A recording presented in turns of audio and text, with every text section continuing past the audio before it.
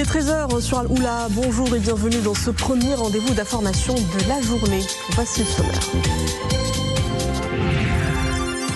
En ce début du mois béni, les équipes de la Fondation Mohamed V pour la solidarité s'activent au plus près des démunis. Dans la province d'Al Haouz, plus de 28 000 ménages sont ciblés par l'opération nationale Ramadan 1447 des familles en situation de vulnérabilité sociale. Ces aides sont susceptibles d'alléger leurs dépenses en denrées alimentaires. Carton plein pour le Maroc au Salon international de l'agriculture de Paris. Le pavillon du royaume ne désemplit pas. Garni de produits qui sentent bon, le terroir local, l'espace capte des foules de gourmets séduits par tout le potentiel de la filière agroalimentaire nationale.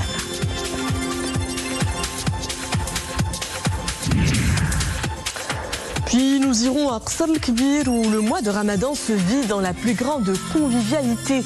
Après une parenthèse douloureuse vécue loin de chez eux, les habitants retrouvent la chaleur de leur foyer quitté dans l'urgence. Réunis sous le même toit pour le ftour, ils savourent des instants au goût des retrouvailles et du soulagement partagé. Bonjour, c'est un tournant stratégique dans la politique étrangère d'un pays auparavant acquis à la thèse séparatiste. La Bolivie a annoncé la suspension de sa reconnaissance de la pseudo-race.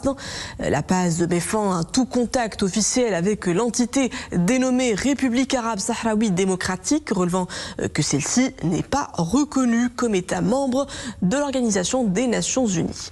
Une décision rendue publique dans un communiqué publié à l'issue d'un entretien téléphonique tenu hier entre Nasser Bourita et son homologue bolivien, M. Fernando Aramayo. Un revirement qui s'inscrit dans un contexte plus large dans lequel l'État plurinational de Bolivie dit avoir procédé à un réexamen souverain de sa politique étrangère et agit en pleine conformité avec la résolution 2797 du Conseil de sécurité, réaffirmant son soutien au processus politique conduit sous les auspices des Nations Unies. La décision bolivienne ouvre ainsi un nouveau chapitre dans les relations entre le Royaume du Maroc et ce pays d'Amérique latine. Les procédures nécessaires seront entamées en vue de l'établissement de missions diplomatiques résidentes à La Paz et à Rabat. Depuis son coup d'envoi samedi à Salé par Sa Majesté le Roi, la distribution des aides alimentaires aux populations en vulnérabilité sociale tourne à plein régime. Initiée par la Fondation Mohamed V pour la solidarité à l'occasion du mois béni, l'opération Ramadan 1447 apporte aide et réconfort aux catégories démunies. L'exemple aujourd'hui nous vient de la province d'Al Haouz où 28 800 ménages en profitent cette année. C'est un reportage d'Amina Allam, Mohamed Hassan. C'est au niveau de ce centre de Tahennaout que l'opération Ramadan 1447 a été lancée dans la province d'Al Haouz. Issus du milieu urbain ou rural, les bénéficiaires font partie des catégories sociales les plus vulnérables. Veuves, personnes âgées, personnes en situation de handicap ou familles vivant dans des conditions de précarité. Ils reçoivent des paniers comprenant des produits alimentaires de première nécessité, un vrai soutien durant le mois de jeûne. Cela fait 5 ans que je reçois cette aide alimentaire. Nous en avons grand besoin. Nous remercions Sa Majesté le Roi pour cette initiative. Je suis là pour bénéficier de l'aide alimentaire. Ma situation est précaire. Mon mari est à la retraite. Je suis la seule à subvenir aux besoins du foyer. À Tahennaout, plus de 500 familles bénéficient des aides alimentaires. Supervisée par la Fondation Mohamed V pour la solidarité, cette opération connaît la participation des autorités locales et de plusieurs partenaires institutionnels. Nous remercions Sa Majesté le Roi pour ces aides qui arrivent à temps. Nous en avions grand besoin. Cette initiative nous réconforte durant le mois de Ramadan. Cela nous met du baume au cœur. Dans la province d'Al Haouz, plus de 28 000 ménages bénéficient de l'opération Ramadan 1447. Cette action de solidarité cible plus de 25 400 familles en milieu rural, ainsi que 3 300 en milieu urbain. Érigée sur 300 mètres carrés, c'est une vitrine grande ouverte aux amoureux de la gastronomie marocaine. Le pavillon marocain au Salon international de l'agriculture de Paris capte la lumière cette semaine sur les allées du Palais des Expositions Porte de Versailles. L'espace Maroc offre aux visiteurs une immersion sensorielle au cœur des saveurs du pays. L'engouement y est exceptionnel, à l'image de la dynamique des échanges agricoles déjà denses entre les deux rives. Sur place, nos envoyés spéciaux, Hijb Tamek, Abdel Fattah Zouine, sur un récit de Sofia Fagroud. Il y a comme une senteur de Ramadan dans le pavillon du Maroc au Salon de l'agriculture de Paris. Dans cette grande marmite, l'on fait mijoter une soupe, mais aussi des idées pour séduire les visiteurs. Plus loin, le traditionnel thé à la menthe a toujours la cote. Les 300 mètres carrés du pavillon du Maroc offrent un concentré de richesse et de diversité des produits du terroir. Des produits authentiques qui rencontrent un franc succès.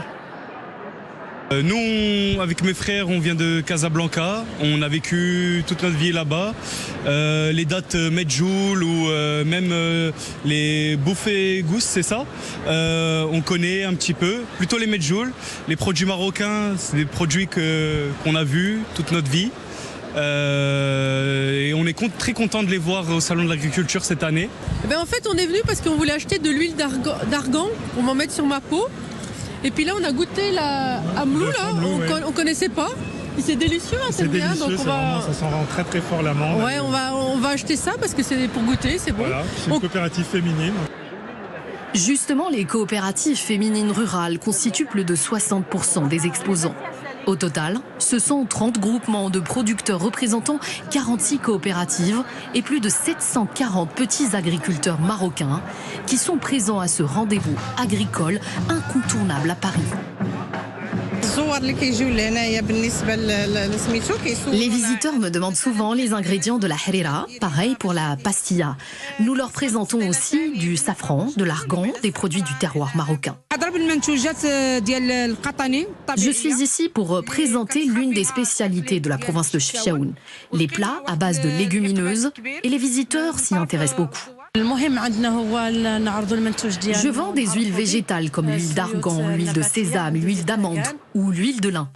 Pour ces coopératives, le Salon international de l'agriculture de Paris constitue une vitrine, une opportunité de s'ouvrir sur le monde, de faire connaître leurs produits et de nouer des partenariats avec des opérateurs en France et en Europe, avec, in fine, l'exportation vers le marché européen. Beaucoup de demandes sur les produits qu'on nécessite au cours du mois sacré de Ramadan, notamment par les Marocains résidant ici en Europe, notamment en France, et puis par les visiteurs européens sur les autres produits comme les huiles, sur l'huile d'argan aussi, les plantes aromatiques et médicinales. Beaucoup de produits qui sont riches et de grande qualité.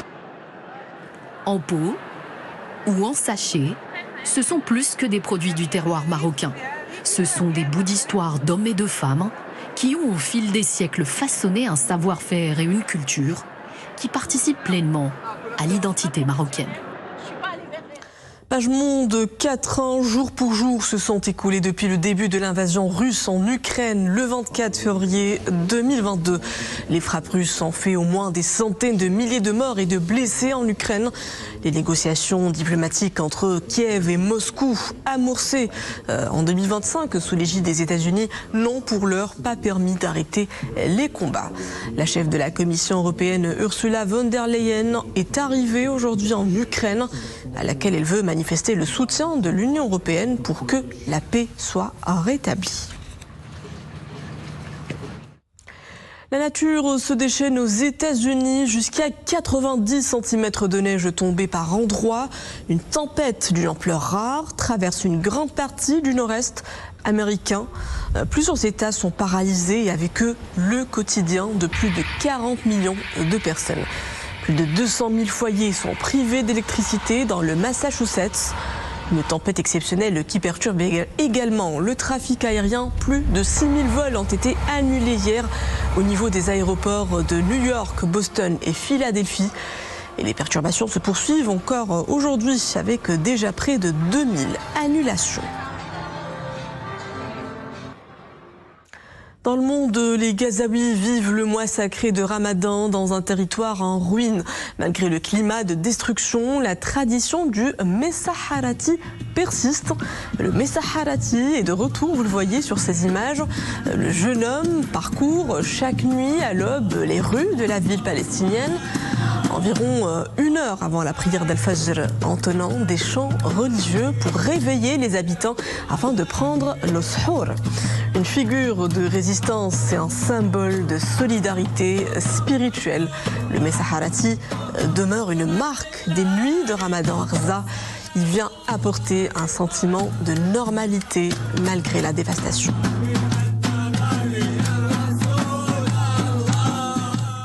Et l'esprit chaleureux de Ramadan, c'est également de belles retrouvailles chez nous. Arsal Kbir, après des jours difficiles passés loin de chez eux en raison des inondations, l'heure est désormais à l'union.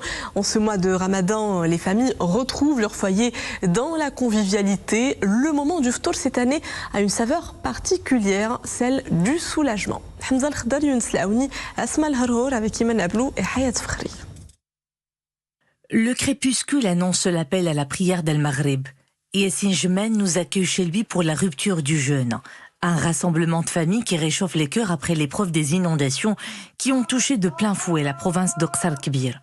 Entouré des siens, ce repas a un goût bien particulier, car partagé dans la chaleur familiale. Devoir quitter sa maison à cause des crues était une épreuve difficile. Cependant, elle nous a appris beaucoup de choses. Le sens de l'entraide, du partage et de la solidarité. Je suis content de rentrer enfin à la maison. Au moment des évacuations, j'étais sur mes nerfs. Je stressais beaucoup. Je suis père de 3 enfants. Je m'occupe aussi de mes parents. C'était très dur. Par la grâce de Dieu, tout rentre dans l'ordre et nous retrouvons notre vie. وفي ذاك الساعة ضروري كان عليك أنك تستجوب وضروري كان عليك أنك تهز واحد العبء اللي هو كبير.